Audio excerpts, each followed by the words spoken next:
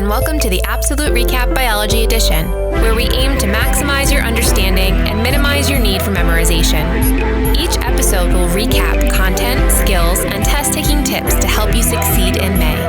I'm your host, Melanie Kingett, and your recap starts now.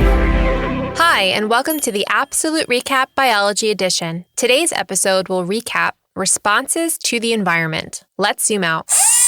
We're in Unit 8, Ecology, Topic 8.1. Our big ideas are energetics and information storage and transmission. I have a question for you. What does the fox say? In what way, madam? No, really. The ability to produce sound is common throughout much of the animal kingdom, but the ability to have language, that's even more directed. It turns out that the fox says a lot. And each yip, growl, howl, and cry is a response to a stimulus in its environment and aids in the fox's survival and overall reproductive success. Let's zoom in. This topic is very broad. Remember, you are not required to know details of specific communications or community behavioral systems for the exam. This episode will focus on why responding to the environment is so important for organisms first, and then provide several examples. If these examples are completely foreign to you, that's okay. Thank you. There are also no specific physiological or behavioral mechanisms required in this unit. All species need to respond to stimuli in their internal and external environment. These cues trigger coordinated mechanisms for growth, reproduction, and homeostasis. But the primary goal here is to affect the organism's overall fitness. And we want to pump you up. Fitness is an organism's ability to survive and reproduce in a particular environment. More simply, survive long enough to pass on those genes and use every trick in your biological power to do so. It's no secret that plants like sunlight. Photoperiodism is when plants regulate their reproductive stages in response to sunlight and length of day. Other types of plants exhibit phototropism, which is directional growth toward sunlight. You may have observed this in your own home with plants adjacent to windows. The plant seems to bend towards the window over time. There is some really great time-lapse footage of this process online, so go to the Google. Animals also modify their behavior in response to external stimuli. It might be light or sounds, maybe smells from foods, or even chemicals from potential mates. Taxis is directional movement towards or away from a stimulus, whereas kinesis is undirected or random movement. Another example of animal behavior in response to stimuli is the difference between nocturnal and diurnal organisms. Nocturnal organisms, like bats, are most active at night. But the bats, man! The bats! Whereas diurnal organisms, like squirrels, are most active during the daytime. A common reason for an organism's timed activity is to avoid predators while finding food or mates. Hello, AP students. Producer Brad here to tell you about the importance of hard work and...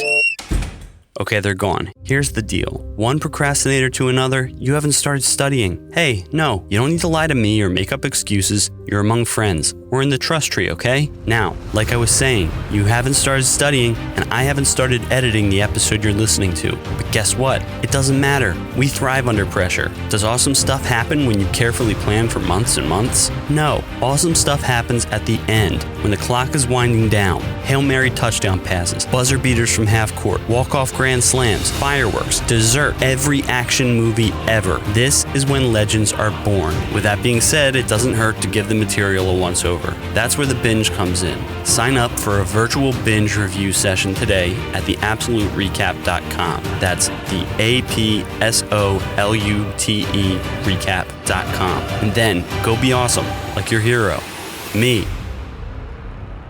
Animals have diverse strategies to communicate. After all, they are multicellular, with cell and tissue differentiation, developed into a wide variety of sense organs. Animals can communicate visually, audibly, tactily, electrically, or chemically. Shark Week is typically in August on Animal Planet. Although theatrically enhanced, one of the common factoids is that great white sharks can detect a single drop of blood, well, in a lot of water from a great distance. The actual amount and distance varies, but it's impressive nonetheless. They can also detect directional muscular contractions in their prey with their electrical lateral line system. So cool. These are both food-finding techniques. By contrast, the wolf howls to indicate dominance in the pack and urinates on a tree to establish territory and attract a mate. However, some scents are intentionally repulsive. Think the skunk's spray, and often comes with a visual precursor as well to warn predators. And then there are birds. From the coloration of male peacock feathers to the elaborate dances of the birds of paradise in New Guinea, sometimes you have to give all the visual cues to get noticed by the ladies. Are you with me, man? Yeah! These are all strategies of communication.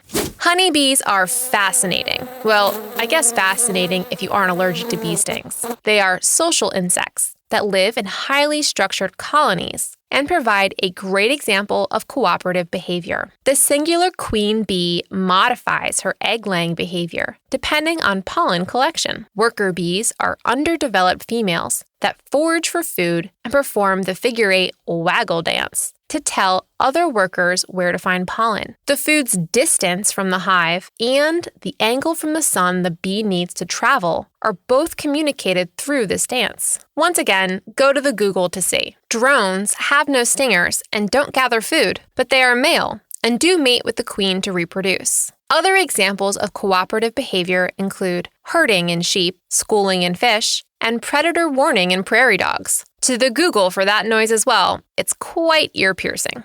Time for unit connections.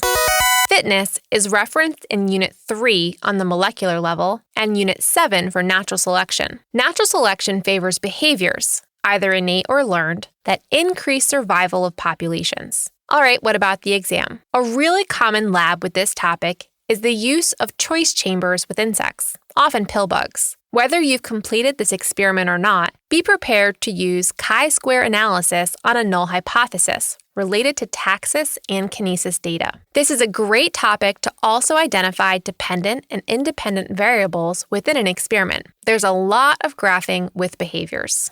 To recap, first, you receive the stimulus in your environment, and then you respond to it. No matter the strategy, communication to members of your own species and others influences evolutionary fitness. Coming up next on the Absolute Recap Biology Edition, Ecology Equations. Today's question of the day is about behaviors. This is the state animals enter when they lower their metabolic rate in summer months.